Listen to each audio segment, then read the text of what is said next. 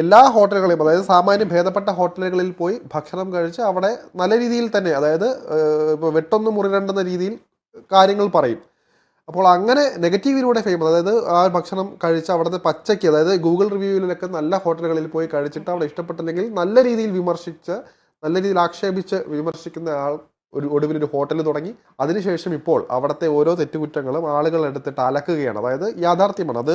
മൃണാൾ ഒരു ഹോട്ടൽ ഉടമ മാത്രമല്ല, ഈ ഒരു കൺസൾട്ടന്റ് കൂടിയാണ് ഈ രംഗത്ത്. അതുകൊണ്ട് തന്നെ അദ്ദേഹത്തിന്റെ ആശയം വളരെ നല്ലതായിരുന്നു. പക്ഷെ അവരുടെ കൺസെപ്റ്റ് ഒക്കെ കൊള്ളാം. നമുക്കറിയാം, ഓരോ സാധനം വാങ്ങുമ്പോഴും പ്രത്യേകം പണം കൊടുത്ത് അവിടെ നിന്ന് വാങ്ങുന്ന ഒരു സിസ്റ്റമാണ്. പക്ഷേ പ്രശ്നം വന്നതെന്ന് വെച്ച് കഴിഞ്ഞാൽ അവിടെ ഒരു സമയത്ത് ഭക്ഷണം പോരാ എന്ന കമന്റുകൾ വന്നു. അതായത് ബിരിയാണിയിൽ നിന്ന് ഈച്ച കിട്ടി, ടേസ്റ്റ് പോരാ, അരി ഇങ്ങനെ ആയി. അപ്പം ഈ കാര്യങ്ങളൊക്കെ അതായത് പറയുമ്പോഴത്തേക്കും അതിന്റെ റെസ്പോൺസ് മൃണാളിൽ നിന്ന് വന്നത് നല്ല ഭാഷയിലല്ല. നിനക്ക് ബിരിയാണി കഴിക്കാൻ അറിയില്ല, നീ എവിടെ നിന്ന് വരുന്നടാ, ഇങ്ങനത്തെ രീതിയാണ്.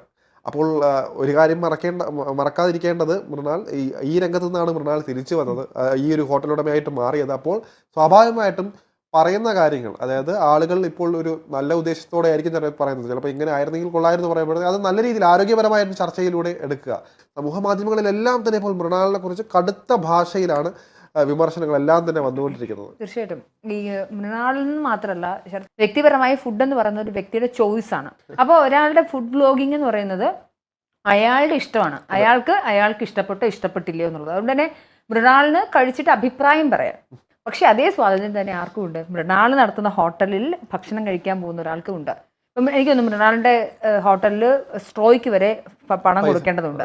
നമുക്ക് കഴിഞ്ഞ ദിവസം നമ്മൾ ചർച്ച ചെയ്തു, ഈ ദോശയ്ക്ക് ചമ്മന്തി എക്സ്ട്രാ കൊടുക്കുന്നത് അത് പണം ഈടാക്കി കൊടുക്കാമെന്ന് കോടതി വിധി ഉണ്ടായെങ്കിൽ പോലും നമ്മുടെ നാട്ടിലൊക്കെ, പ്രത്യേകിച്ച് തിരുവനന്തപുരത്ത്, തട്ടുകടകൾ ധാരാളമായുള്ള, അല്ലെങ്കിൽ ടിഫിൻ ഏരിയ ധാരാളമായുള്ളൊരു പ്രദേശമാണ് തിരുവനന്തപുരം എന്ന് പറയുന്നത്.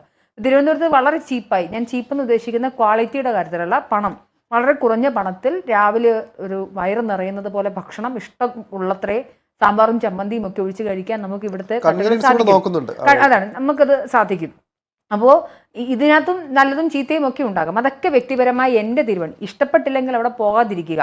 ഇനി അവിടെ എന്തെങ്കിലും നിയമപരമായ ലംഘനങ്ങൾ ഉണ്ടായിട്ടുണ്ടെങ്കിൽ അത് ചൂണ്ടിക്കാണിക്കുക. അതിന് ക്ലീനിങ് അല്ലെങ്കിൽ അതിൻ്റെ ഹൈജീൻ ഇഷ്യൂ ഉണ്ടെന്നുണ്ടെങ്കിൽ അത് പിൻ പോയിന്റ് ചെയ്യുക എന്നതിനേക്കാൾ ഉപരിയായി ഒരാളുടെ ഫുഡ് ഇഷ്ടപ്പെട്ടില്ലെങ്കിൽ ഇഷ്ടപ്പെട്ടില്ല എന്ന് പറയാൻ ഒരാൾക്ക് അധികാരമുണ്ട്. മൃണാൾ അത് ചെയ്തപ്പോൾ മൃണാളിനത് ഓക്കെ ആയിരുന്നു. പക്ഷേ അയാൾ ഒരു സ്ഥാപനം തുടങ്ങിയപ്പോൾ അയാൾക്കത് ഓക്കെ അല്ല.